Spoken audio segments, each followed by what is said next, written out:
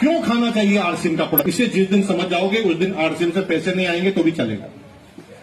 देखिए, दुनिया में मार्केट में जब भी आप कोई सामान लेकर आते हो तो एक विश्वास ही होता है कि ये ओरिजिनल होगा, विश्वास, केवल विश्वास। अमूल घी ओरिजिनल बनाता है, अमूल बहुत बड़ी कंपनी ओरिजिनल बनाती है, अमूल तो ओरिजिनल बनाता है, लेकिन अमूल का घी मार्केट में आप जो लेकर आए हैं वो ओरिजिनल है, इसकी क्या गारंटी है आपके पास? कोई गारंटी नहीं, विश्वास ही है। अब क्योंकि मिडिल में एक आदमी है, वो अपने मार्जिन को बढ़ाने के लिए अमूल का नकली घी भी आपको ओरिजिनल के नाम पे दे सकता है, और वो नकली है, अमूल असली समझकर आप खा रहे हैं और आपके पास इसका कोई इलाज नहीं। अगर इलाज में पकड़ में भी आ जाए, आप समझदार हैं, तुरंत लेबोरेटरी में जाते हैं, टेस्ट कराते हैं, नकली घी पाया जाता है और आपको पता चलता है, आप तुरंत खाद्य डिपार्टमेंट को सूचित करते हैं, एक केस रजिस्टर्ड होता है और एक एफआईआर लिखी जाती है। किसके ऊपर? अमूल के ऊपर कभी एफआईआर नहीं होगी, क्योंकि अमूल ने नकली नहीं बनाया। दुकानदार पर एफआईआर होगी, क्योंकि दुकानदार ने, अमूल के यार मेरी क्या गलती, मैं तो ओरिजिनल बनाता हूं, देख लो। जिसने गलत बेचा उसी पे तो एफआईआर करोगे, तो दुकान पर एफआईआर हो गई, और दुकान पर एफआईआर हो गई तो क्या फर्क पड़ता है, आज इस पर हुई कल उस पर हुई। एफआईआर तो तब होती जब अमूल पे हो जाती, लेकिन अमूल पे करोगे कैसे, वो तो ओरिजिनल बनाता है। ये बड़ा लफड़ा है। इसलिए वो लोग हमेशा नकली का सहारा लेते हैं, क्योंकि केस कभी भी कंपनी पर नहीं होता, बनाने वाले पर नहीं होता, होता है उस पर जो बेच रहा है। डायरेक्ट सेलिंग की कोई भी कंपनी अपने जो प्रोडक्ट देती है आपको, उस पर डायरेक्ट सेलिंग को कंपनी को खुद का अपना बिल देना पड़ता है। यानी आप जिस पिकअप सेंटर से बाजार से माल लेते हो, वो ऑनलाइन सर्वर कंपनी का होता है, आरसीएम का या और भी कंपनी का, उस ऑनलाइन सर्वर से बिल निकलता, और ऑनलाइन सर्वर से बिल निकलने की वजह से जब भी कोई चीज गलत होती है तो सीधा बिल देने पर वाले पर कार्रवाई होती है। डायरेक्ट सेलिंग की कोई भी कंपनी कभी खराब प्रोडक्ट बनाना चाहे तो भी नहीं बना सकती, क्योंकि सारे केस कंपनी पर डायरेक्ट होते हैं। आज के बाद ओरिजिनल खाना चाहते हो, नहीं आएगी इनकम, छोड़ दीजिए। लेकिन जीवन को बचाना चाहते हो, शुद्धता चाहते हो, तो आज के बाद आरसीएम के प्रोडक्ट अपनाना चालू कर देना, क्योंकि आरसीएम अगर गलत बनाएंगे तो सीधा केस आरसीएम पर होता है। साला एक दिन में आरसीएम बंद हो सकती है, क्योंकि बीच में कोई आदमी नहीं है जिस पर आप केस करोगे। केस क्योंकि बिल जो दे रही है कंपनी, तो उसी पर सारे के सारे केस हुआ करते। इसलिए मेरे भाई, इस चीज को बहुत ढंग से समझ जाना, तो आपको बहुत बारी बात समझ में आ जाएगी। और पूरी दुनिया बहुत आगे से और तेज गति से जा रही है। पूरी दुनिया में इतने तेज गति से बदलाव हो रहे हैं, आप सोच भी नहीं सकते। एक एक करके इंसानों की नौकरियां गायब होती जा रही है, और ऐसे समय में डायरेक्ट सेलिंग एक मात्र जरिया है जिसमें अपना इंडिपेंडेंटली कारोबार हम करें। मेरा नाम मुकेश कोठारी है और मैं भीलवाड़ा से आपके बीच में आया हूं। 1973, कोई बहन अगर बात कर रही है तो मैं थोड़ा सा निवेदन करता हूं कि अर्जेंट कॉल है तो बाहर जाकर बात कर ले। 1973 में मेरा जन्म भीलवाड़ा में हुआ। आई एम सिंपली बीकॉम, ज्यादा पढ़ा लिखा नहीं हूं। मेरे से कई ज्यादा पढ़े लिखे लोग यहां पर हो सकते हैं। मैं आपकी बुद्धिमत्ता को, आपके ज्ञान को प्रणाम करता हूं और जिंदगी भर कोशिश करूंगा कि आपसे सीखता रहूं। 1973 में जन्म के बाद अपनी इंटर एजुकेशन लेने के बाद एक प्राइवेट नौकरी से मैंने अपना इकोनॉमिकल करियर चालू किया था। 750 रुपए की नौकरी से। 750 रुपए की नौकरी मैंने क्यों की? क्योंकि मेरे पिताजी करोड़पति थे। यस, नो,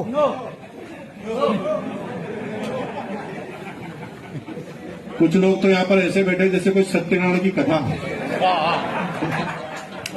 जागते रहो, पता नहीं आपको बातों में आकर क्या बुलवा दूंगा, आपको पता ही नहीं। एक दिन सब लोग मेरी हाँ में हाँ मिला रहे थे, तो मैंने 2 कैमरे वाले खड़े कर दिए। मैंने कहा अब ये मजा है, हाँ में हाँ मिले रहे हैं तो मजा ले लेते हैं। तो सब हाँ में हाँ मिला रहे थे, कैमरे वाले रिकॉर्डिंग कर रहे थे। मैंने हाँ में अचानक बोला, क्या आज से आपकी सारी प्रॉपर्टी मेरी? यस! फिर कोर्ट में घसीटा मैंने उनको, सबके सामने कहा। तो कल आपके साथ ऐसा ना कर दूं, इसलिए सोच समझ के उत्तर देना। मैं पता नहीं क्या क्या बोलता हूं।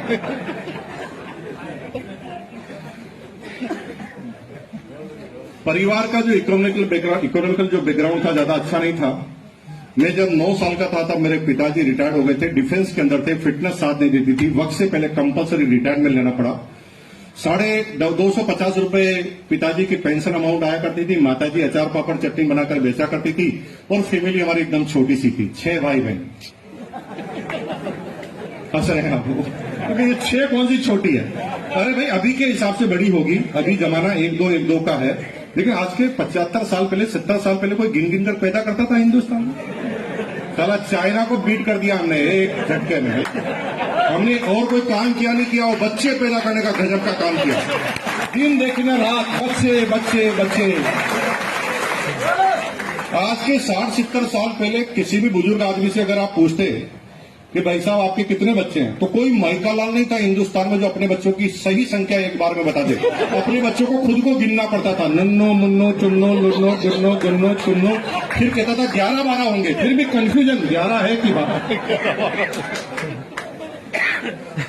फिर भी कंफ्यूजन रहता था। तो पूरे मोहल्ले में सबसे छोटी फैमिली हमारी थी, 6। हमारे पड़ोस में लोड़ा साहब थे, उनके 13, 11 तो क्रिकेट के प्लेयर, 2 एक्स्ट्रा, मम्मी पापा खुद ही एम्पायर बन जाते थे, किसी क्रिकेट टीम की जरूरत नहीं, सब वहीं के वहीं। ये सबसे छोटी फैमिली हमारी थी। सभी भाई बहन स्कूल कॉलेज में पढ़ा करते थे। माँ बाप का एक ही सपना था कि किसी तरह सब लोग पढ़ लिख जाए, और मैं सबसे छोटा था, तो मेरे ऊपर ज्यादा उनका अट्रैक्शन था कि ये लास्ट वाला भी अगर पढ़ लिख जाए तो हमारी जिम्मेदारी खत्म हो जाएगी, गंगा ना कराएंगे। तो वो सब मेरे को टारगेट बनाए रखे हुए थे, और वो पढ़ाते थे मुझे। पढ़ाई लिखाई से बचपन से मेरी कोई रुचि रही नहीं। पढ़ते सिर्फ इसलिए थे कि पिताजी मारते थे। पिताजी ने क्लियर कट कह दिया था कि बेटा अगर घर में रहना है तो पढ़ना पड़ेगा, और सारे बच्चे इसलिए पढ़ रहे थे, उन्हें पढ़ना था, हम इसलिए पढ़ रहे थे कि हमें नहीं पढ़ना था। क्योंकि कैसे भी करके पिताजी कह रहे थे कि बीकॉम एक बार कर लो, उसके बाद तुम्हारी इच्छा हो जो करना। तो बीकॉम करना हमारा अंतिम मकसद हुआ करता था। पढ़ने के लिए माँ बाप भेजते थे, लेकिन 6ठी क्लास में ध्यान पैसों की तरफ जाता था। 6ठी क्लास में लोगों का गिल्ली डंडा पे ध्यान जाता था, क्रिकेट पे ध्यान जाता था, मेरा पैसों पे जाता था। क्यों? क्योंकि घर में जब भी कोई तनाव आता था, टेंशन आती थी, झगड़ा होता था, तो उसकी वजह पैसा होती। माँ बाप के बीच में भी झगड़ा होता था ना, तो कहीं ना कहीं बजट बिगड़ गया, इसलिए झगड़ा हुआ होता। तो मैंने 6ठी क्लास में सोचना चालू कर दिया, यार पैसा कमाना है, अब कमाना है तो क्या करें। तो मैंने क्या देखा, मोहल्ले का सर्वे किया। तो मेरे मोहल्ले में मैंने क्या देखा कि जो नौकरी करते थे वो सब स्कूटर या लूना या साइकिल रखते थे, और मोहल्ले में जिन लोगों का बिजनेस था उनके पास सबके पास कार थी। उस जमाने में मैंने डिसाइड किया कि करूंगा तो बिजनेस करूंगा। सोच लिया होगा 6ठी क्लास में। अब मेरे को जल्दबाजी थी कि पैसा कमाना है, तो मैंने 6ठी क्लास में आइडिया लगाया कि मुझे बिजनेस चालू करना चाहिए। तो मैंने 2-3 बुजुर्ग लोगों से कहा कि मुझे बिजनेस करना है, तो सब लोग मेरे ऊपर मुस्कुराए कि अभी तू छोटा है, गिल्ली डंडा खेल, क्रिकेट खेल, अभी क्या बिजनेस कर रहा। देखा मेरे को अभी करना होगा, नहीं करना, एक दिन जरूर करेगा। मैंने कहा नहीं, एक दिन नहीं, अभी करना है। तो लोग मुस्कुराते थे। किसी से मैं सहायता मांगता था कि पूंजी दे दो, तो सब मुस्कुराते थे और 5 पैसे दे देते थे कि जाके टॉफी खा, क्योंकि कोई सीरियस नहीं था। आप भी जब इस बिजनेस को करेंगे तो आपके ऊपर भी कोई सीरियस नहीं होंगे। और ये हर एक व्यक्ति की जो कामयाब है उसकी कहानी यही है। एडिसन ने पहले बल्ब बनाया तो भी लोग सीरियस नहीं थे, राइट ब्रदर ने प्लेन बनाया तो भी लोग सीरियस नहीं थे, इब्राहिम लिंकन बार बार चुनाव लड़ रहा था तो भी उस पर लोग सीरियस नहीं थे। और लोग तो सीरियस नहीं होंगे, ठानना तुम्हें पड़ेगा, और अगर ठान लिया ना तो वो काम तुम्हारा होगा। तो 6ठी क्लास में मुकेश कोठारी ने सोचा कि मुझे बिजनेस करना है, और मैंने सोचा सबसे पैसे मांगे, किसी ने नहीं दिए, तो मैंने ठाना कि फिर भी करना है। तुम एक बार अपने दिमाग से बोलो तो सही ना, फिर भी करना है। ये दिमाग 1000 तरह के आइडिया तुम्हें दे देगा, लेकिन हम खुद आइडिया नहीं मांगते दिमाग से। इस दुनिया में सबसे पवित्र मित्र कौन है? दिमाग। आपका अपना दिमाग, जो किसी बिना मिलावट की बात करता है। ये आपकी हां में हां भरेगा। आप अच्छी राय लोगे तो ये अच्छी राय देगा, अगर आप खराब राय लोगे तो ये खराब राय देगा, क्योंकि ये तुम्हारा गुलाम है। ये तुम्हारे ऊपर कभी नहीं जाएगा, तुम्हारा दिमाग। क्यों? क्योंकि आपके दिमाग का उसका कोई दिमाग नहीं। ये दिमाग आपका है, दिमाग का कोई दिमाग नहीं है जो दिमाग लगाए। ये तो आपका दिमाग है ना, आप जो बोलोगे वही करेगा। एक बार क्या हुआ कि राजा अकबर बैंगन की सब्जी खा रहे थे, तो राजा अकबर ने बीरबल को कहा, ये क्या सब्जी है? नामी बेगुन, बिना गुण की सब्जी है, इसमें क्या टेस्ट है, एकदम बकवास सब्जी है।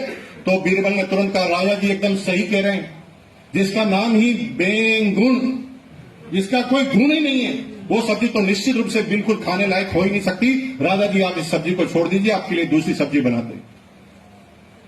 6 महीने बाद अकबर फिर बैंगन की सब्जी खा रहा था और अकबर ने परीक्षा लेने के लिए बीरबल से कहा, यार क्या सब्जी बनी? सब्जियों में सब्जी एक ही है, बैंगन, उससे अच्छी कोई सब्जी नहीं। तो बीरबल तुरंत बोल पड़ा, राजा जी एकदम सही फरमा रहे हैं आप, बैंगन सब्जियों का राजा है, तभी तो उसके सर पर ताज है, क्योंकि बैंगन से ऊपर तो कुछ हो ही नहीं सकता। राजा ने तुरंत कहा, यार गजब आदमी है, 6 महीने पहले तूने कहा था ये खराब है और 6 महीने बाद अब तू खुद कह रहा अच्छा है। तो बीरबल ने एक ही जवाब दिया,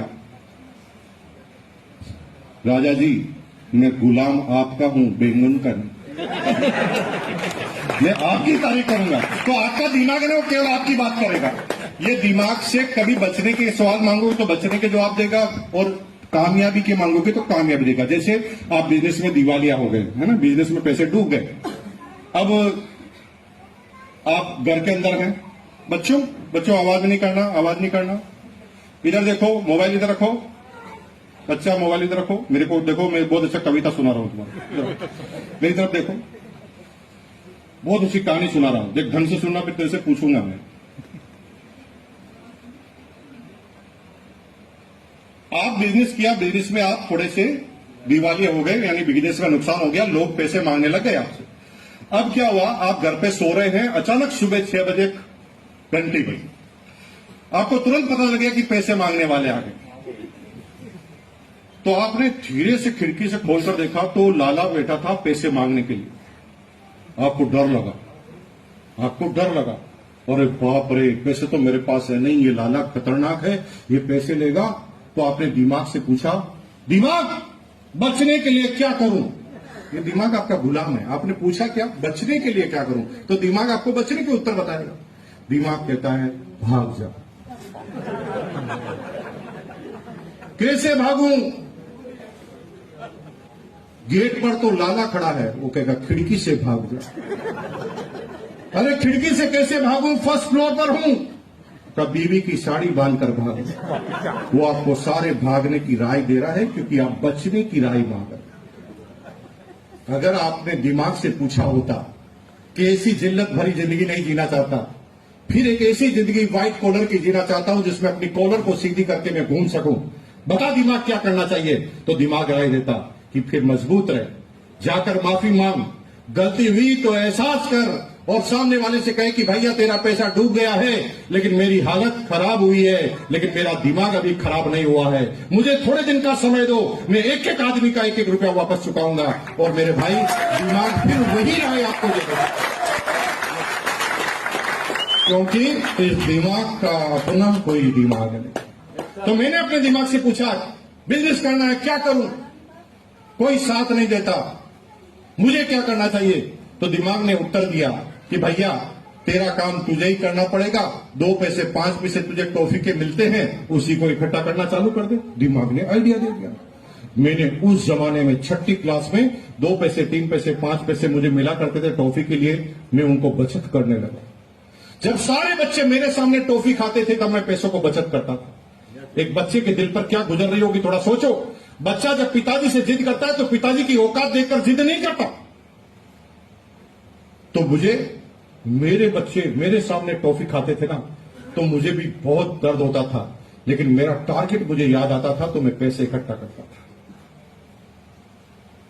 आप भी जब आरसीएम करोगे, मैंने भी जब वो बिजनेस करने की ठानी, आपके जीवन में कई चंपालाल आएंगे जो आपको परेशान करने की कोशिश करेंगे। वो आपके अड़िग निर्णय से आपको हिलाने की कोशिश करेंगे। वो आपको बार बार ये एहसास कराएंगे कि तुम्हारा निर्णय गलत हो चुका है, तुरंत निर्णय को बदल दे। और यहीं पर 90% लोग गलती कर जाते हैं। मेरे क्लास में भी, मेरी 6ठी क्लास में एक क्लासमेट थी, जिस लड़की का नाम था ललिता राजपूत। उसका जन्म मेरे को परेशान करने के लिए ही हुआ था।